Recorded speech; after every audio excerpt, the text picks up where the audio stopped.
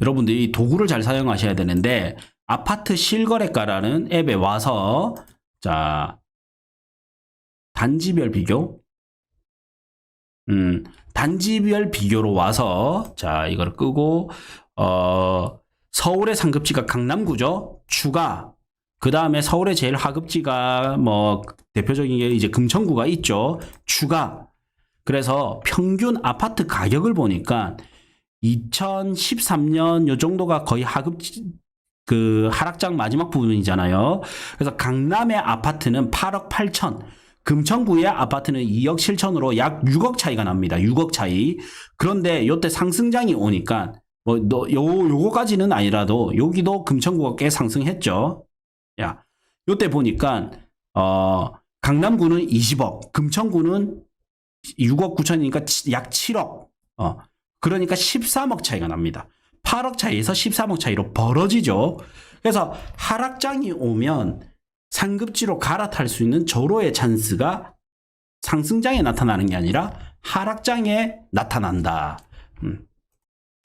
그래서 지금이 어떻게 보면 또 갈아타기에 적절한 시기단 말이에요. 갈아타기에 적절한 시기입니다. 근데 제가 생각했을 때 갈아타기에 적절한 시기가 지역별로 조금씩 다르지만 올해 보라도 내년이 더 좋을 수가 있는데 여기서 우리는 어떤 게 있냐면 갭 투자는 전세가율이 높아져야 내가 그 상급지로 갈아타기가 더 좋은 시장이 나오거든요.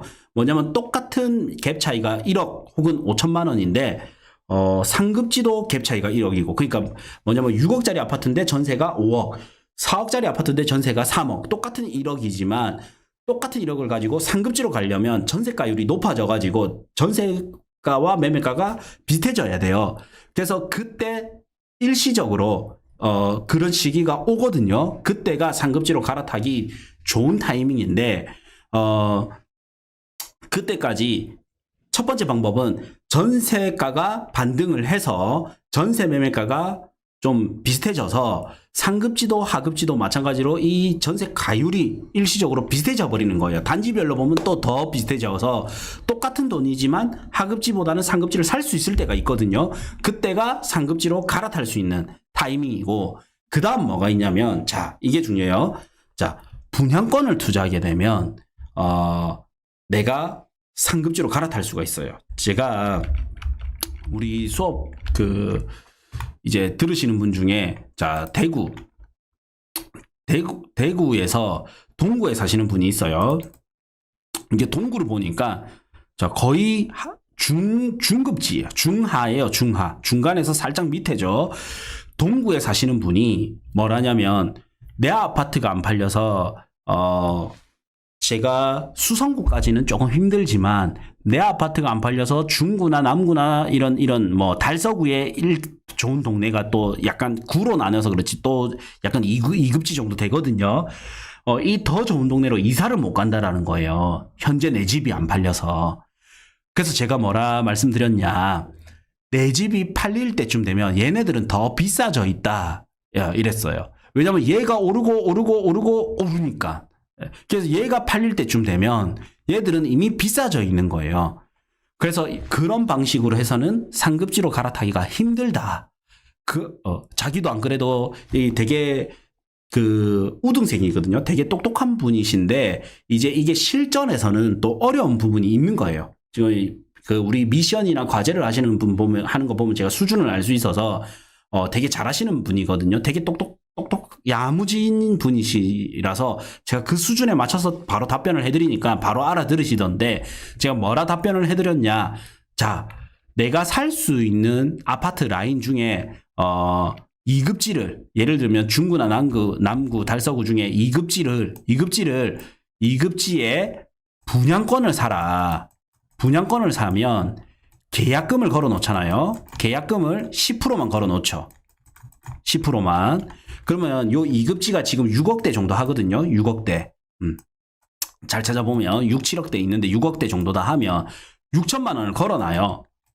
6천을. 자, 그러면 1급지 대구가 반등 찍고 1급지가 오르죠. 그 다음에 2급지 오르죠. 그 다음 3급지 오르죠. 그 다음 4급지가 오른단 말이에요. 자, 그때 내 집을 팔아. 내 집을 팔아서 이 이급지에 잔금을 쳐라. 이런 거예요. 그러면 내가 이걸 가지고 이급지로 갈 수 있는 타이밍이 생겨버리는 거죠. 이해되시죠? 그래서 이 분양권이라는 거는 계약금을 걸고 2년 반에서 3년 반 뒤에 정식적으로 내가 나머지 돈을 투자를 하는 거예요. 처음에 10%만 점을 찍어 놓고 장바구니에 어떻게 보면 진짜 우리 비행기로 여행 가는 날은 예를 들어서 내가 유럽 여행을 간다면 올해 여름에 간다. 실질적으로는 8월 달에 가지만 이 8월 달에 갈 수 있는 비행기 티켓은 오늘 사 놓는 거잖아요. 실제 투자는 2년 반에서 3년 뒤에 하는 거지만 이 점은 계약금을 찍어 넣음으로 인해서 이 티켓팅은 내가 미리 하는 겁니다. 이게 분양권 투자의 가장 장점이거든요. 근데 이 분양권이 내가 사고 나면 뭐가 되냐? 새 아파트가 되는 거예요. 그래서 상품 가치로는 최상이거든요. 그래서 나중에 상승률은 분양권이 높아요. 신축발이 있기 때문에.